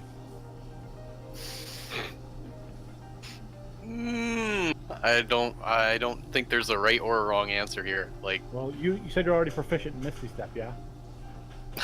yeah. I How don't many, think I have it prepared right now. how many but spell slots yeah. do you have left? I don't. I think I have a lot because I You didn't should really have all of cast them. You have not spells. been in Yeah, combat. that's true. You said But I Misty don't Step, have it that's prepared. Like, so Okay. shit. Okay, we'll go ahead and you guys think about it. We'll Yeah. talk. We'll talk to these other guys. You guys, the boat lands some hundreds or so feet away from the city, from where the ship basically stopped you, directly underneath it. And when you get off of the boat, it just remains. The little ship just remains. You guys head into the city. Okay. Yeah. Meanwhile, Zach, your boat has moved into port on the northern port of the city. The city is star-shaped. It's actually a 7-pointed star. And the river comes in at the top, the northeasternmost point, and then it goes around the outline of the city, and then it exits from the city on the westernmost point. Kind of just on the side. Does that make sense? Yeah, I think so. Yeah, so you're basically on the northern point at a port there. And you dock there. You've docked there plenty of times before in the past. And you know that there's a small little tavern not too far away called the Gilded Flower. Not too far from here. It's a simple pub, just basically a tap room. Perdix doesn't get off the ship, just kind of sits there and looks to you and says, "I suppose I should be waiting for my friends. I'll probably move to one of the gates. Where are you headed?" I need to wet my whistle. It's been a long day. I just had a whole heap of mysteries jumped in my lap. Is that a pretty normal place for people to go? Oh, sure. Anybody that enters from this port goes to the Gilded Flower. Perhaps it would be best to go there then with you. Nods his Ah. head. All right. I'm not sure how much you could drink, Mr. Stone Throat, but let's go have a look. I don't drink. And he kind of walks with you. And Wedge, Biggs, and Dutch kind of tidy up the ship, make sure it's tied in, and then once it's all done, they follow after you, probably some, dozens or so feet well behind you. You enter into the Gilded Flower, and you can see it's relatively packed. A lot of people are kind of in there muttering about. There's a couple people near the door, and they kind of look out to you, and as you're entering, and they say, "Is that all said and done? Is everything? We heard an explosion. Is it all clear?" Yeah, I guess. Purdick says, "There is no worry. There's nothing to fear. The ships have been dealt with." And they all kind of let out a round of applause and say, "A round of drinks for these two heroes." I'll take his. Purdick says, "I don't." And then you get handed 2 large tankards and kind of walk into the flower. Excited enough. Okay, anything you want to do in there? There's the barkeep, regular folk. It looks like most folks are just kind of like, really anxious due to the situation up above. And the bartender looks like he's just a dwarf fellow, kind of pacing back and forth. A lot of the people in here are of your height, so Perdix is kind of standing out pretty heavily. There's a lot of river folk halfling, probably some cousins, and other relatives that are, present. The occasional gnome, specifically of the blue-haired variety, the blue gnomes, and that's that. Yeah. What would you like to do? Perdix, was it? Yeah. Would you mind sitting down? You're making folks a little anxious here. We're not of the stature of something like you.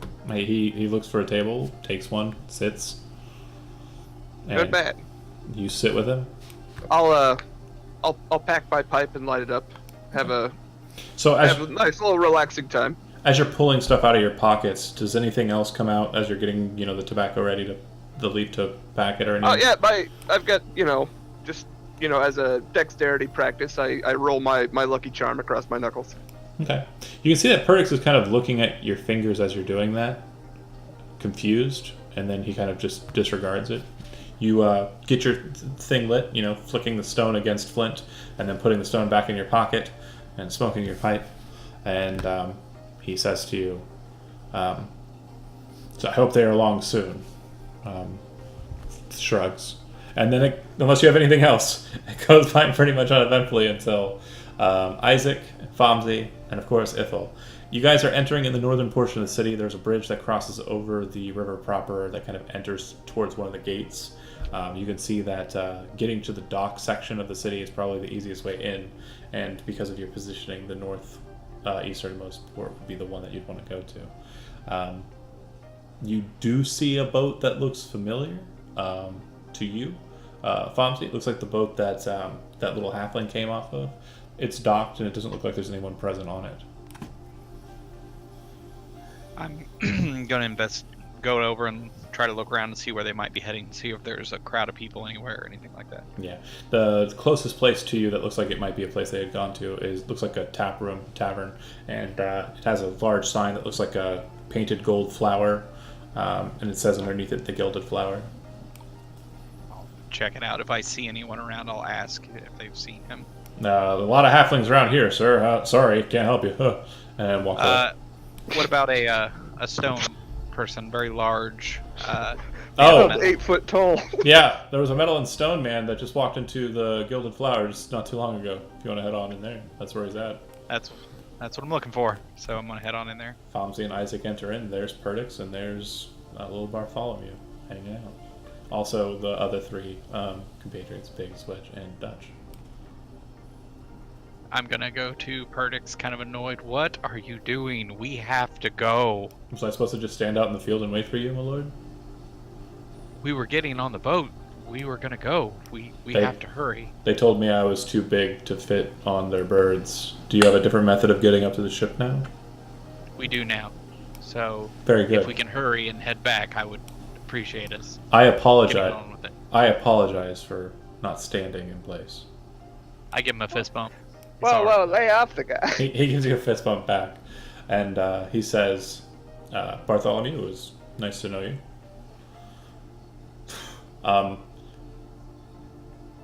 At this point, too, you're probably needing to kind of reignite your pipe. It's kind of gone cold at this point. Yeah, I'll tap out the Isaac, the Ithel, ash, and Fonzie, scrape the cake. perception checks, please. Yeah, I'll go through the process of packing, lighting, and going through my dexterity exercises. Cross my knuckles. 13. 11. 16, you said, Fonzie?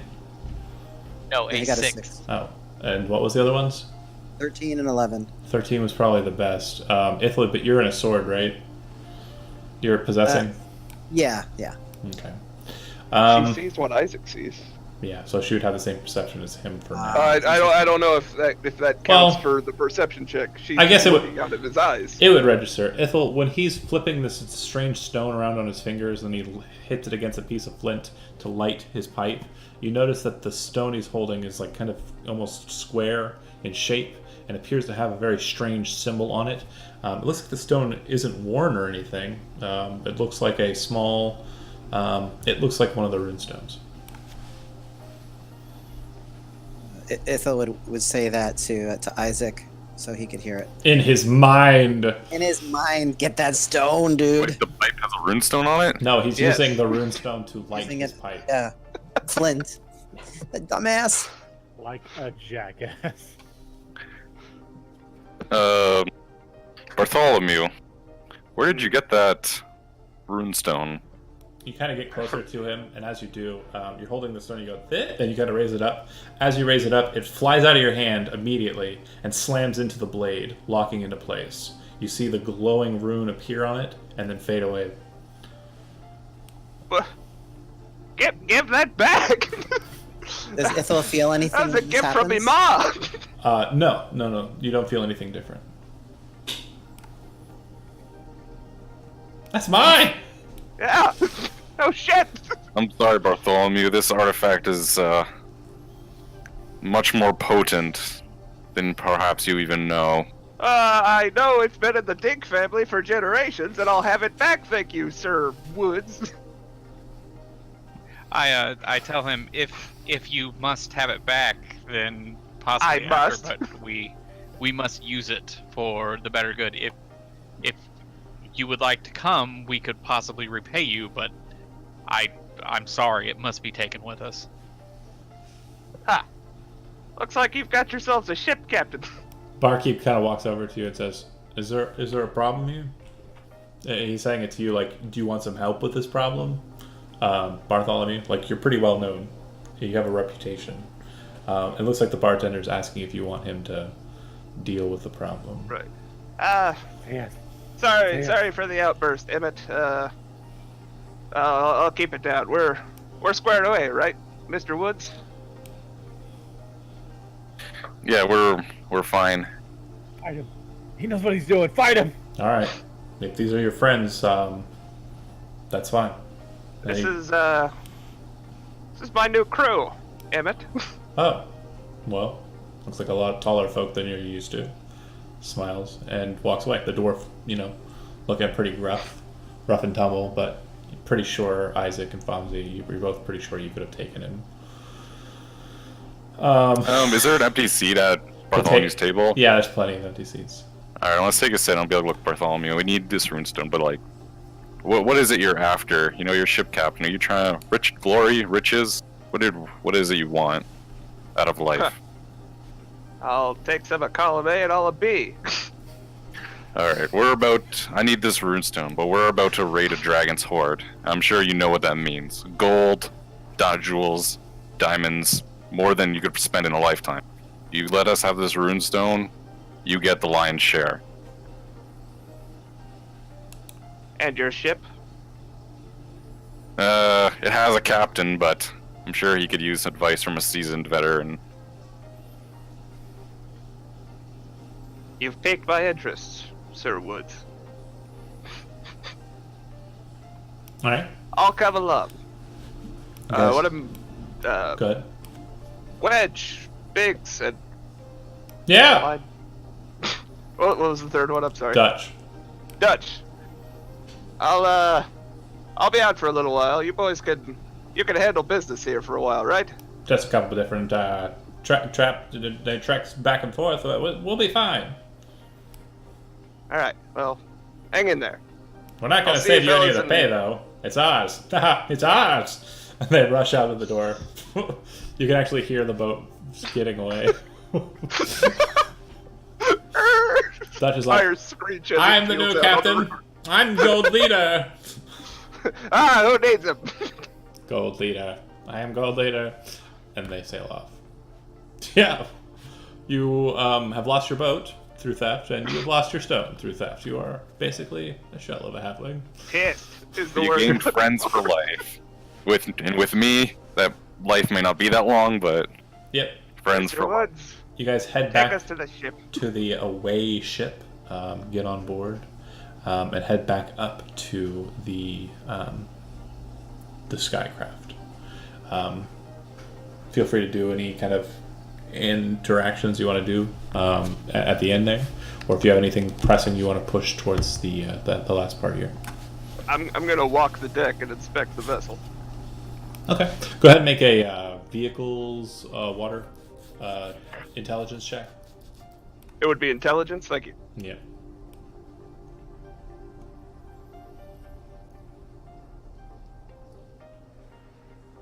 Seven. Okay. You're completely confounded by it. It's definitely well outside of your normal processing. It's a lot bigger, to be sure. And you keep on looking over the edge, expecting to see water, and you see just grass hundreds and hundreds of feet away. So it's kind That of is unnerving. disappointing. Make a wisdom saving throw. Wisdom save. 19. The height is not causing you any problems. All right. Excellent. This will serve us well. John, Fomsey, Lazarus, Isaac, Ethel, any last matters? I believe Lazarus and I were in the middle of something. Yeah. So, do you do it before they get back up to the ship? Yeah. I thought that was our. Okay. Like, that's what Hold you on. decided, yeah? You're going to come up with a number, John. Yeah. Lazarus and I sat here for 15 minutes discussing which way we were going to go with this. You tell us if they're back or not when he starts his check. It would take. I'm on top of It the would take them about 30 minutes. Okay, then they are 15 minutes away from us. All right. And then you are going to help or be prepared to engage. I'm on defense. I am about to wreck this. Lazarus, no advantage. I have the only- diggler against the glass and something in my hand ready to smash it through. Okay. Like a hammer and nail. Only your base roll. No assistance, no help at all. No Arcana? aid. It is an Arcana check. Part of the cards.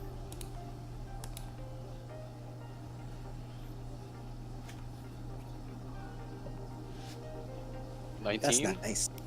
Okay. So you learn a couple of factors. First off, each of the Nyctalopes appears to be imprinted. And what this means is they can be communicated with.